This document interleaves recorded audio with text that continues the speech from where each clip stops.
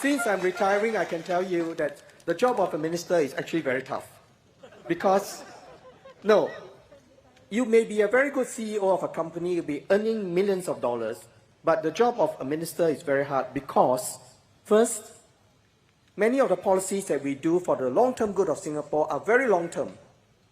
For example, education. I can change education tomorrow, but what is the effect on our children 10 years, 20 years from today, right? I can talk about the COVID measures and all the pandemic measures. I can talk about how much budget we spend. But as Edwin said earlier, during COVID, I had an extra budget of $100 billion, $60 billion from past reserve, and in the end we drew $40 billion.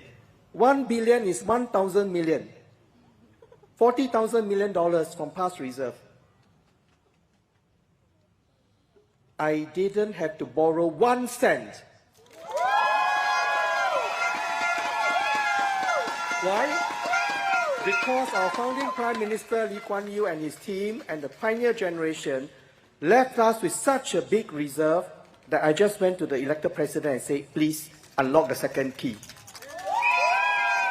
This is Singapore for the long term. And as a minister in a little red dot, you have to work extra hard.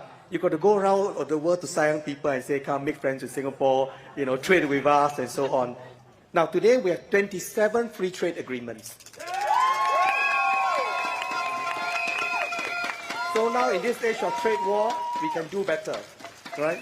So let us make sure that we keep this and make sure that we elect good people to represent us, not just in Parliament, but also to be minister.